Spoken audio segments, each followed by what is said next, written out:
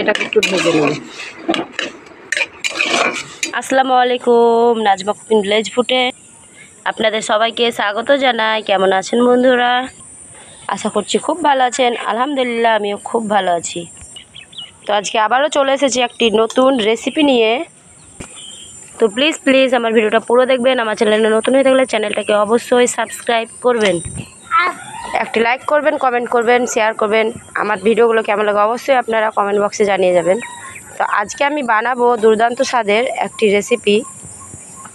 তো প্লিজ পুরো ভিডিওটা দেখতে থাকুন এবং আমার মতো করে বাড়িতে অবশ্যই বানাতে থাকুন। তো আমার যে রেসিপিটা করব সেই রেসিপির জন্য আমার লাগবে এখানে কারি পাত্তা। তো চলুন আমি প্রথমে কারি পাত্তাটা তুলে নেব। তো এই যে দেখুন বন্ধুরা, এখানে আমার কারি পাত্তার গাছ, এই যে এখান থেকে আমি দুটি পাতা ভেঙে নেব কারি পাতা।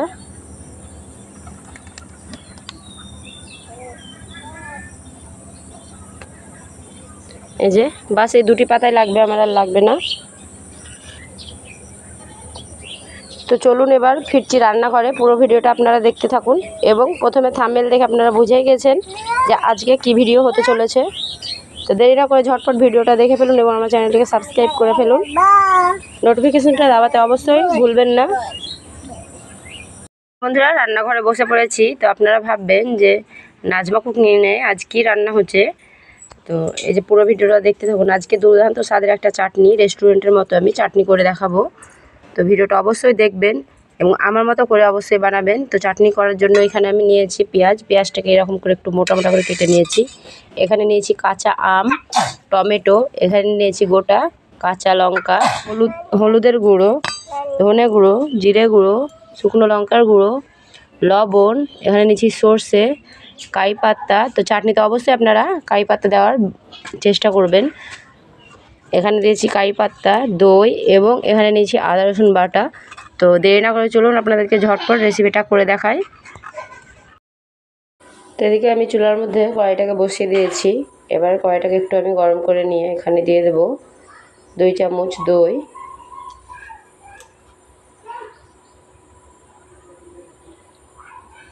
এবারে দিয়ে দেব 7-8টি কাঁচা লঙ্কা, গোটা কাঁচা লঙ্কা দিয়েছি এখানে, এবং এখানে দিয়ে দেব কালো সর্ষে।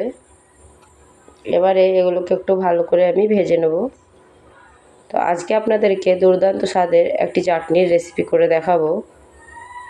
তো পুরো ভিডিওটা দেখতে থাকুন। একদম রেস্টুরেন্টের মতোই স্বাদ হবে, 100% গ্যারান্টি, কারণ আমি নিজেও এভাবে করে বানিয়ে খেয়েছি। তো এই যে দেখুন বন্ধুরা, দই থেকে কতটা পানি বের হয়েছে। তো পানিটাকে পুরো শুকাতে হবে।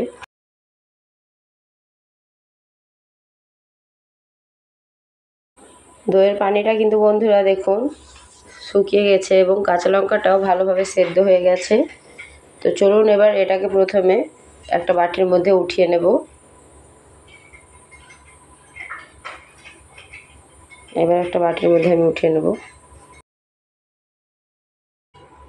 তো এখানে আমি সর্ষে এবং কাঁচা লঙ্কা দইটাকে ভালো করে একটু ভেজে নিয়েছি। এবার এটাকে সাইডে রেখে দিয়ে আমি চুলার মধ্যে, একই চুলার মধ্যে আমি দিয়ে দেবো এখানে সর্ষের তেল। তেলটাকে একটু ভালো করে গরম করে নেব। তেলটা গরম হয়ে গেছে। এবারে আমি দিয়ে দেবো এর মধ্যে কেটে রাখা পেঁয়াজটাকে আমি এরকম করে একটু মোটা মোটা করে কেটে নিয়েছি। পেঁয়াজটা দিয়ে দেবো এবার তেলের মধ্যে। পেঁয়াজটাকে একটু ভেজে নেব, খুব বেশি ভাজতে হবে না।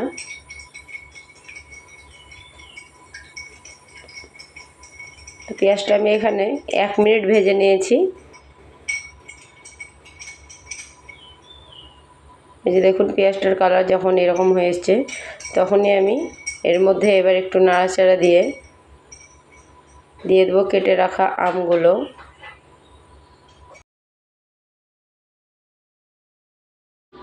আম দেওয়ার পর আবারও ভালো করে আমি এ দুটোকে ভালো করে একটু ভেজে নেব। তো আম ও পেঁয়াজটাকে আমি 1 থেকে 1.5 মিনিট ভালো করে ভেজে নিয়েছি। এবারে এর মধ্যে আমি দিয়ে দেবো কেটে রাখা টমেটোগুলো। এই যে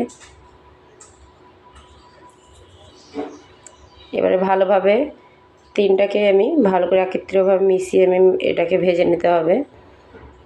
তো এবারে উপর থেকে দিয়ে দেবো আমি স্বাদ মতো লবণ, শুকনো লঙ্কার গুঁড়ো, জিরের গুঁড়ো, ধনের গুঁড়ো, হলুদের গুঁড়ো,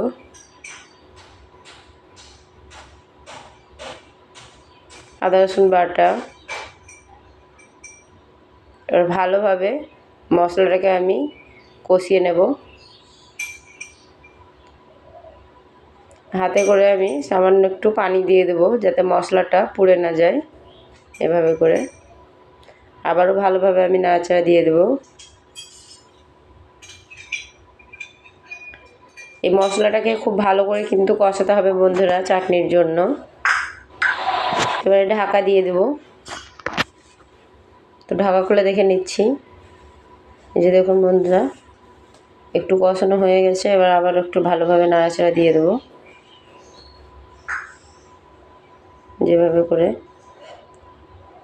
তো এভাবে করে আপনারা চাটনি করেছেন কিনা অবশ্যই কমেন্টে জানাবেন, এবং আমার মতো করে অবশ্যই বাড়িতে একবার বানিয়ে খেয়ে দেখবেন। ধোসার সঙ্গে একদম জমে যাবে, এবং চিতই পিঠার সঙ্গে খেলেও কিন্তু ভালো লাগবে। আপনারা যে কোনো ভাপা পিঠার সঙ্গে দিয়েও যদি খান খুব ভালো লাগবে। তো আবার একটু আমি ভালোভাবে নাড়াচাড়া দিয়ে দিচ্ছি।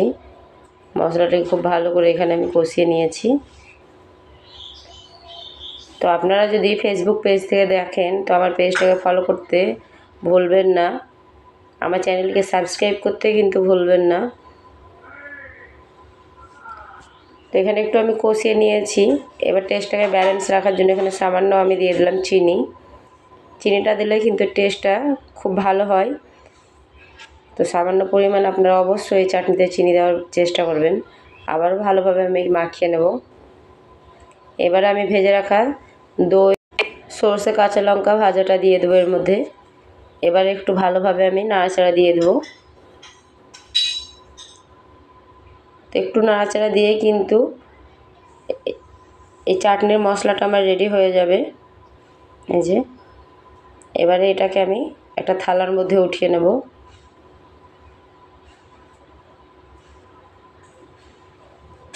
এই যে থালার মধ্যে উঠিয়ে নিচ্ছি। থালার মধ্যে উঠিয়ে নেওয়ার পর এটাকে ভালো করে কিন্তু ঠান্ডা করে নিতে হবে।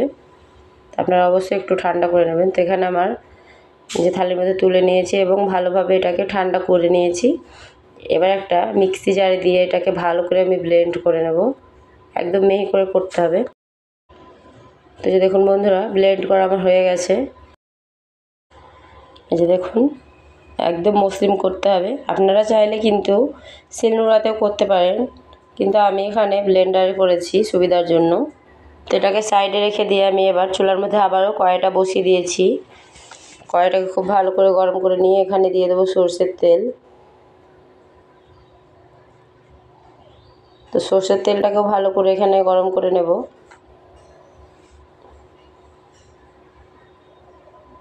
সরষের তেলটা আমার এখানে গরম হয়ে গেছে। এবার দিয়ে দেবো এখানে কালো সরষে এভাবে করে।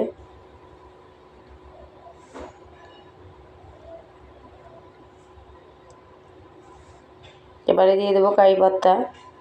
আপনারা এই ফোড়নে অবশ্যই কারি পাতাটা দেওয়ার চেষ্টা করবেন, দেখবেন খেতে খুব ভালো লাগবে। সাউথের একটা দুর্দান্ত স্বাদের একটি চাটনি আমি আপনাদেরকে বানিয়ে দেখাচ্ছি। এই যে দেখুন একটু ভালোভাবে এটাকে ভেজে নিতে হবে। দেখবেন খেতে বন্ধুরা দারুণ লাগবে এই চাটনি। আপনারা ইডলি, ধোসা যে কোনো সঙ্গেই খুব ভালোভাবে এটাকে খেতে পারেন, এবং আপনারা মোমোর সাথেও খেতে পারেন। মোমোর চাটনিও এটাকে বলা যায়। তো এই যে দেখুন বন্ধুরা এদিকে আমার ফোড়নটা হয়ে গেছে। এবারে এর মধ্যে আমি দিয়ে দেবো ব্লেন্ড করা ওই যে চাটনিটা। এবার একটু নাড়াচাড়া দিয়ে দেবো। দেখছেন বন্ধুরা কতটা সুন্দর লাগছে এবং কতটা লোভনীয় লাগছে। তো একটু নাড়াচাড়া দিয়ে আমি ভালোভাবে এটাকে মাখিয়ে নেব। এই যে দেখুন সত্যি বলছি বন্ধুরা, এভাবে করে আপনারা বাড়িতে বানাবেন, দেখবেন খেতে খুব ভালো লাগবে। তো মিক্সি জারটা আমি ধুয়ে আবারও একটু পানি দিয়ে দেব। তো এই যে দেখুন বন্ধুরা, খুব সুন্দর করে ফুটে এসেছে এবং অনেকটা গাঢ় হয়ে গেছে। যে কালারটাও কিন্তু চেঞ্জ হয়ে গেছে, দেখুন বন্ধুরা কতটা সুন্দর হয়েছে। তো এভাবে করে আপনারা বাড়িতে অবশ্যই আমার মতো করে চাটনি বানাবেন। তো আজকে বানালাম ধোসা চাটনি। তো ভিডিওটি কেমন লেগেছে অবশ্যই কমেন্টে জানাবেন। তো এই যে এদিকে আমার রেডি হয়ে গেছে ধোসা চাটনিটা। তো এবার নামিয়ে নেব। তো এরকমই ভিডিও পাওয়ার জন্য আমার চ্যানেলটাকে সাবস্ক্রাইব করতে ভুলবেন না। ফেসবুক থেকে দেখলে ফেসবুক পেজটাকে ফলো করতে ভুলবেন না। ভালো থাকবেন, সুস্থ থাকবেন। দেখা হবে আবারও একটি নতুন ভিডিও নিয়ে। ততক্ষণের জন্য আল্লাহ হাফিজ।